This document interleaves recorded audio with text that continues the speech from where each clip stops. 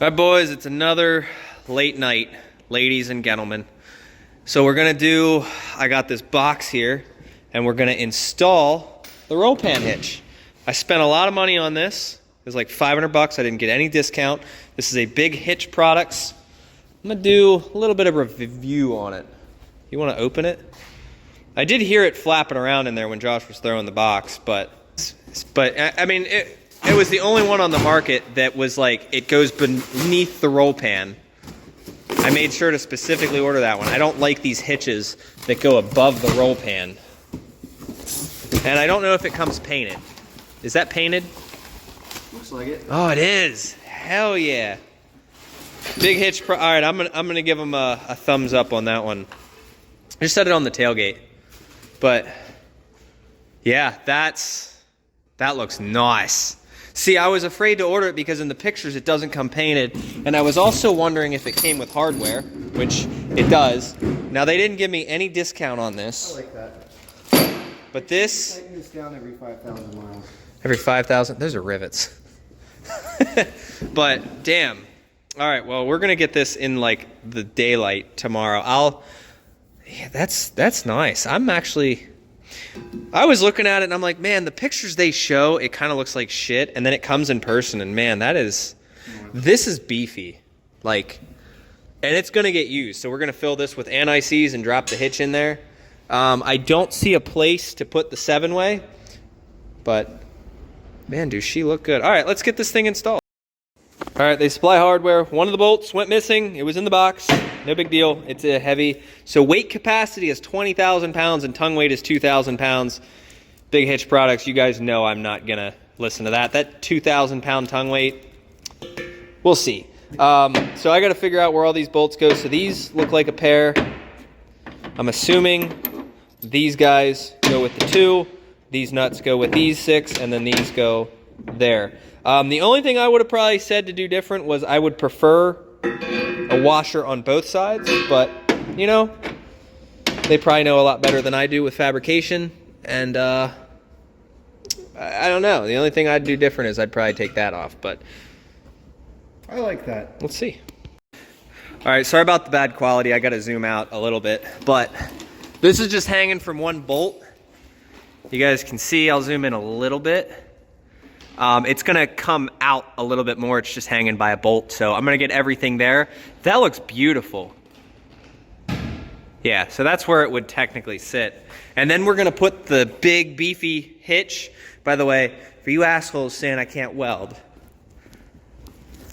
I did this years ago on this hitch, and this has held multiple engines at terrible angles. So thanks to all those critics. But yeah, I'm gonna start putting bolts in loosely, and then we'll I'll have you probably like pull it forward, and then we'll tighten bolts up. And then there is one bolt that goes up in through the bottom, so there's 4 bolts on each side, so 3 coming in and 1 going up. All right, gonna try to give you guys the zoomed in. I will probably take the BHP off, but there she is. I'm gonna give you guys a little look underneath. So you guys, I took that bolt first, right there. Evened her out. I think it's even. Let's find out. Yep. So we got those tight, and then I tightened the middle, and then the inner. I don't know if this is the way that they want them installed, but I figured I'd put the washers on the other side. I prefer to have the washers on the inside too, but it is what it is. I just need to fabricate some sort of a mount for this guy here, because I don't want to leave this hanging. Like I genuinely want like a mount for it. So we can either, I get hit in the head with water. I don't know. We can either put it on the hitch somewhere, or we can drill a hole in there. So I don't know. I'm gonna go get the hitch. We're going to get this installed now, and then we're done for the night. I'm gonna go home and eat me some tacos, and I'll show you the finished. All right, so we'll see. I mean, oh goodness, that's brutal. I'm gonna run it because, I mean, obviously I use the truck and whatnot. Like, it's always pulling trailers. So if we have an issue with it, I'll probably just have to flip it the other way. But yeah, whatever. All right, so there's where we're at. I keep the 2-inch ball on me just in case I ever need it. But there you go. If any, so that's as low as I can go. I mean, technically I could put it up top if I need, but I use this one more than anything. Generally lower, but that should do. Looks like a sack hanging. Yeah, if I would have flipped that around, I could have probably put it lower, but it is what it is. I don't know. She looks good. Big Hitch products, definitely, I don't know. I mean, free advertisement for them. I know they'll take advantage of this, but it's a good product. It really is. I mean, I was like, man, I don't want to spend the money, but they're the only one on the market that does one that's this nice, because I like my Kurt hitches, but can't beat it. See if I get pulled over with that. If I do, I'll let you guys know. All right, boys, next day, we got out of there last night around like 11:30. So we're going to get the labels put on the truck for the back windows. So we got the business and everything on there. This is the first time I think I've ever done it on my own business. Usually it's like if I'm leased under a company or whatnot for Hot Shot, which you guys know I haven't run that in a long, I think it's been about 10 months, probably 10 or 11 months now since I posted my last Hot Shot video. So it has been a while, but we're gonna go get those labels made. Let me know what you guys think. And then I'm gonna go over this Big Hitch Products roll pan under hitch, because I mean it was pretty expensive for what it is, but it's a pretty good setup. All right, before we go over the labels, here is Big Hitch Products in the daylight. You guys will see how she looks. I like it. And then we got the labels made, displays and graphics out in Harrisburg. They did a good job on it. And then we got the label here so you can scan the website. So she looks good. Everything, I don't see any errors. So I'm good with that. We're gonna head home and then we'll be back in the shop at a later date. All right, so it's Friday. We just got the labels done yesterday and last night, and I posted a picture of what everything was gonna get done, and they put the wrong DOT number on the side of the truck. And it's not a big deal. We're going to get that fixed today. So when I worked for JT Hot Shotting, this was the DOT number that they had. And I don't have my DOT number memorized by heart. I've had it for like, I think 2 years now. I just haven't used it. And whoopsie, they put the other one when they were checking the old stencils for like the labels and shit. They put this number on. So 7 people, rather than messaging me and saying, hey, there's an error there, I'm just going to say it blatantly. 7 retards decided to message Justin and say, hey, this dude's stealing your numbers. It would have been nice if these guys would have messaged me and said there was an error before I spent the $160 and the 70-minute drive out there. So now I have to go and get it redone. It's about a 70-minute drive, so it's, you know, round trip. So it's definitely time out of my day. Instead of messaging Justin, you could have just messaged me and said there was an error, because I don't have my numbers memorized. So now I'm gonna go. I'll show you guys the updated labels and whatnot when we get them. But for the guys saying I'm a thief, apparently, I mean, that's a thing. Cool. So we also got Bertha's dirty as shit. This roll pan hitch. I'm liking it. We're supposed to be going out to Virginia on Saturday. I'm going to buy a 7.3 tow truck, a little picker unit. Hopefully all goes well. I'm not looking forward to the 11-hour round trip, but we're going to do that, and if all goes well, we're just trying to get money out of the bank. PSECU is a pain in the ass to deal with cash. They don't let you withdraw cash, and it's just kind of a pain in the ass. So it's like the guy wants cash, so we're trying to do a certified check. Banks are a pain in the ass. So let's go get these labels fixed. I'm going to be doing the maintenance and checking on the front end of Bertha, making sure everything is good, and I want to check the drive shafts and whatnot. All right, we got the shop all cleaned up, ready for next week's stuff. So we're going to be dead from today and tomorrow, and then we got stuff coming in on Monday. So I'm going to have Christian come in tomorrow and finish up the interior on this. We're going to be pulling this and getting all the pictures and whatnot, so the dash, all that's going to go as a complete assembly. And then we got the door cards and the motor over there.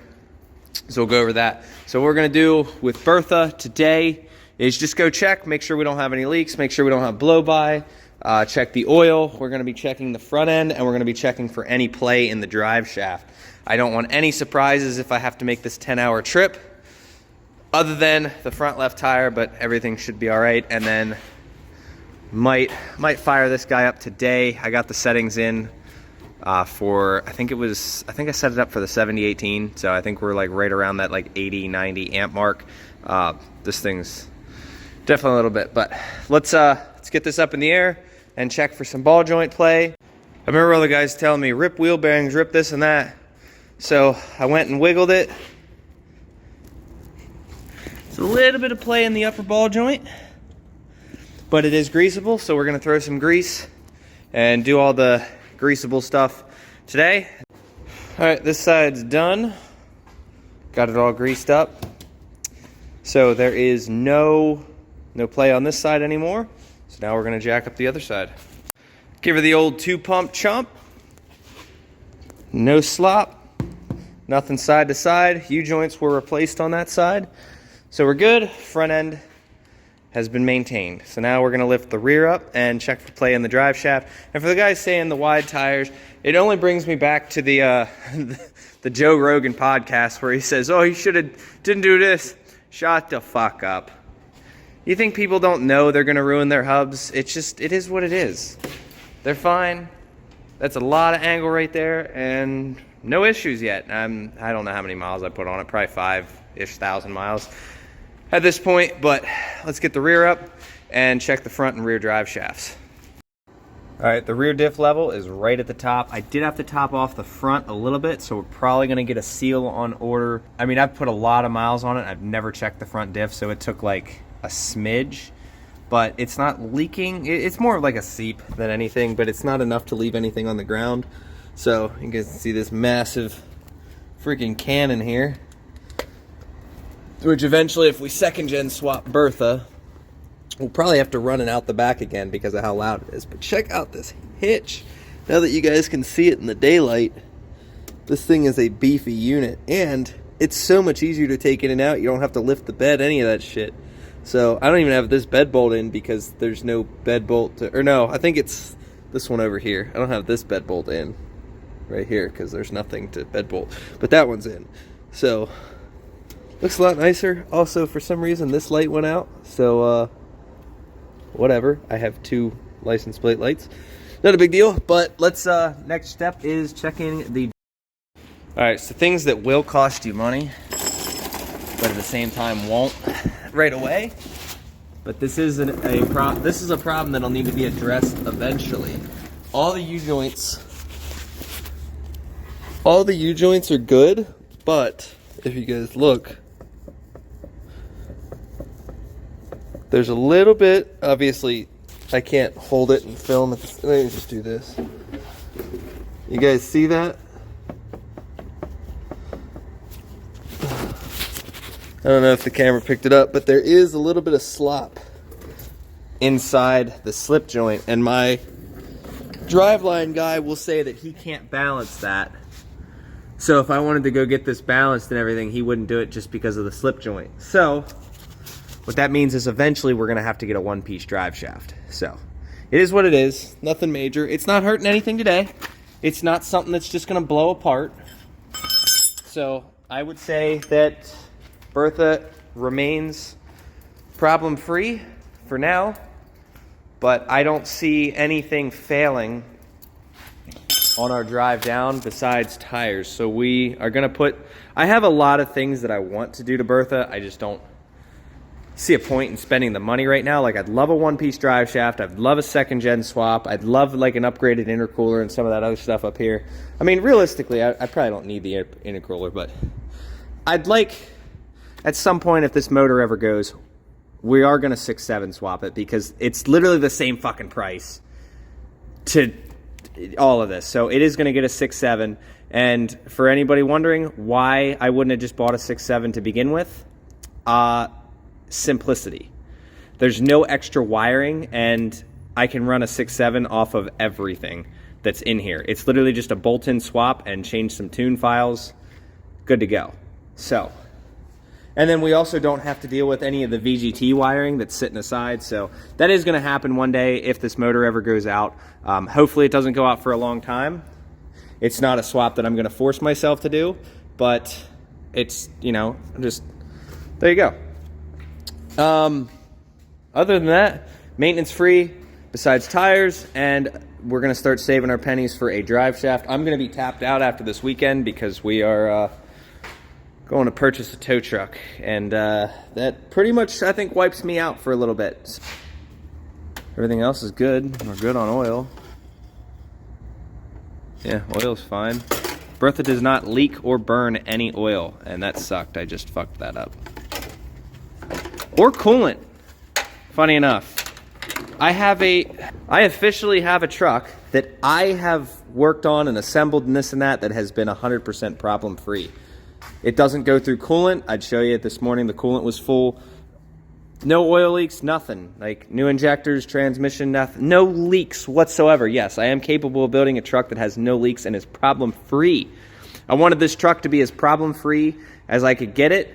Just like my customers' trucks. When I build a customer truck, it's problem free. I wanted a truck that I could do that myself. So, all right, so everything maintenance-wise is all good. They just texted me back. We got the numbers. I also just went and got a quote. So it'll probably be in a couple days, but we're gonna be getting this reupholstered in cloth. So before we throw it in, I'm gonna have them give me some quotes and see what they can come up with. And then we will have the air seat installed. And then eventually we will have to start working on this guy again. I know someone said to get dual tanks, but we're not going to go to the dual tank route yet until we absolutely need to. Because eventually, like ideally, I'd love to have a truck that has full air suspension front and back, you know, like the drop shot, you know, and 4-link in the back. But we're not going to do that yet. That's years down the road. So for now, this will be perfectly fine. We have this guy here, so this will tell this one to turn on and off. And I'll be happy with that. Literally all this is going to be here for is the air seat. That's it. So everything else, the air horn in the front, I don't have plans to ever really need to upgrade that. Horn Blasters did a very good job with that setup. All underneath there, so everything's good. So let's get Bertha backed out, go get these numbers updated. Thanks, Justin, for letting me know that these are your numbers. And I should have, like, because the 1427, I'm like, I remember that number. So I'm like, well, I'll show you guys a screenshot. I'll drop.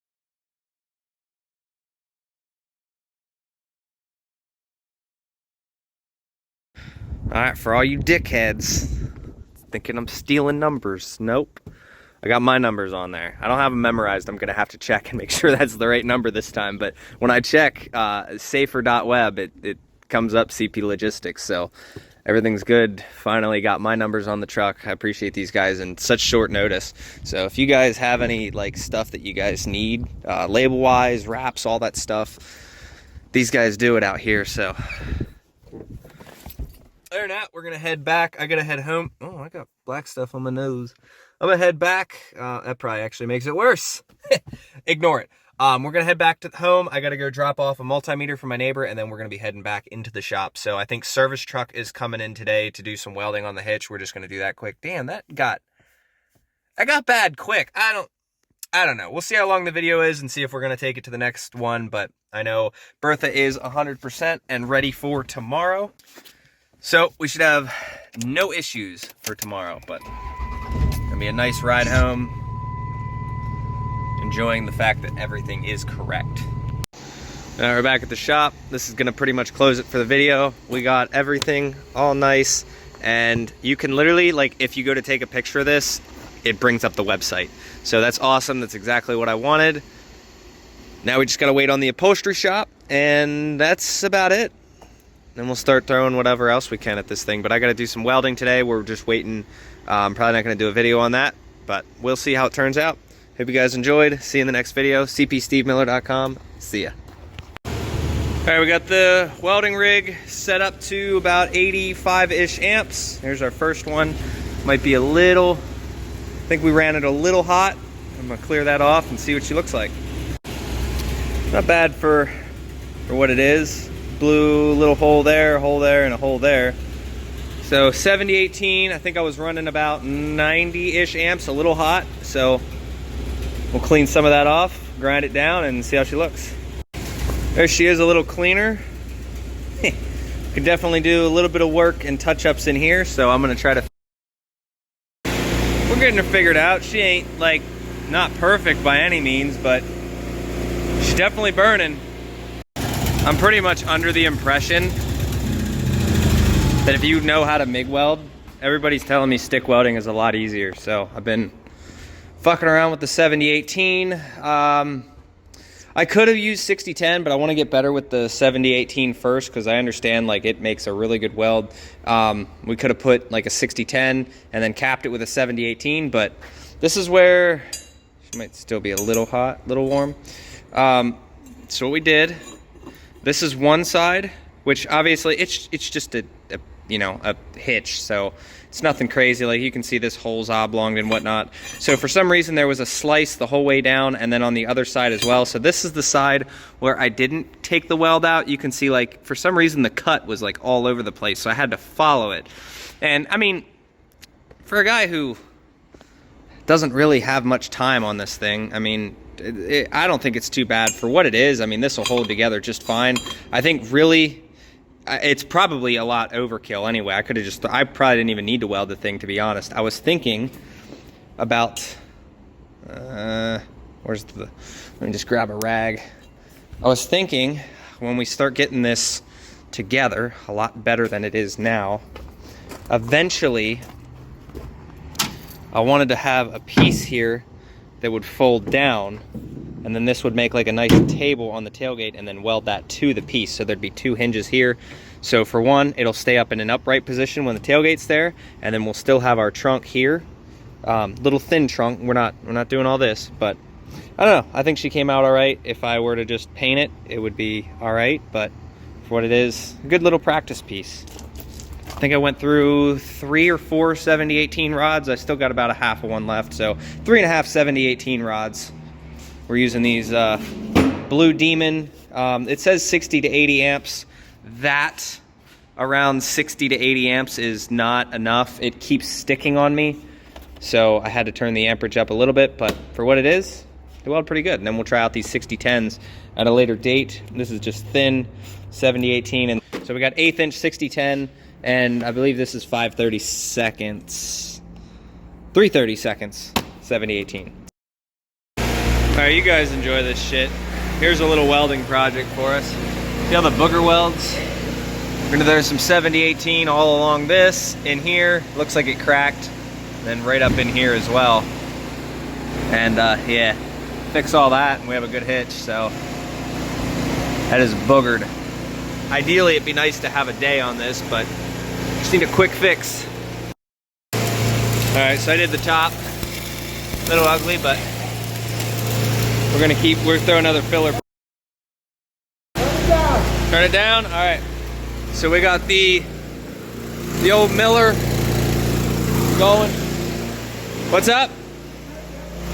Right there. Alright, so we got the old Miller burning. We got quarter rod now instead of the 3/30 seconds. Definitely a lot better. So get this hitch all welded up. Yeah, this is one of those projects where it'd be nice to like spend a day on it, but he just needs to get out and quick repair, so.